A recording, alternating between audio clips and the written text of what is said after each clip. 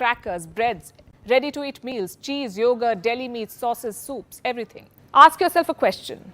What is the shelf life of a homemade batch of cookies? 2 to 3 weeks max if kept outside the fridge. Then how is it that your biscuit packet stays intact for months, even years? Because it comes with chemicals. Chemicals that extend their shelf life but reduce yours. Same with these heat and eat meals. A lot of us resort to them these days, and understandably so. Our lives are busy. There isn't enough time to cook 3 fresh meals a day, so microwave meals have become common. They've replaced traditional meals, for some people at least. In India, the frozen food market is worth $1.2 billion. You know what's amusing?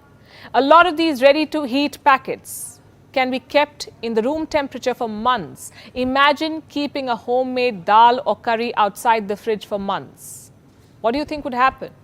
Now imagine the amount of preservatives that go into making these packaged meals.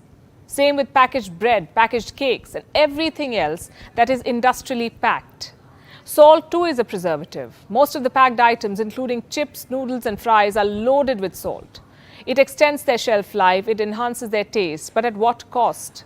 Salt has sodium, and consuming too much sodium increases your blood pressure, the risk of stomach cancer, heart diseases, and premature death. I'm guessing for a lot of you, deli meats, cheese, and bread have replaced your traditional breakfast. But is the habit sustainable? Should you continue eating packaged food even after knowing its downside? Is it worth risking your health? So what do? Cook 3 meals a day while also juggling work and life? That's far from what I'm suggesting. The point of this episode is to tell you that you should reduce the intake of packaged and processed food. Realize how some of the most common items in your kitchen can be harmful for you. Those colorful cereals that you eat every morning, they're food color, and food color has acrylamide. It's a chemical that's not good for your health. It causes cancer.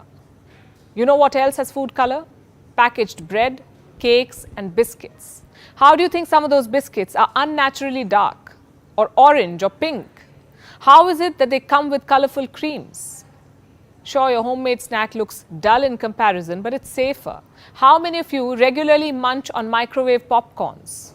Do you know the popcorn bags are lined with PFC, or perfluorinated compounds? What these compounds do is prevent oil from seeping through the popcorn bag, which is good. But when heated, these compounds break down into chemicals, and these chemicals may cause cancer. You see, we are told very little about this side of packaged food because they save time, because they're tasty, because they come to our rescue. We conveniently assume that they're also safe. A samosa, we say, may be a better snack, followed by a workout, of course, than munching on microwave popcorns without any idea what's going into your body.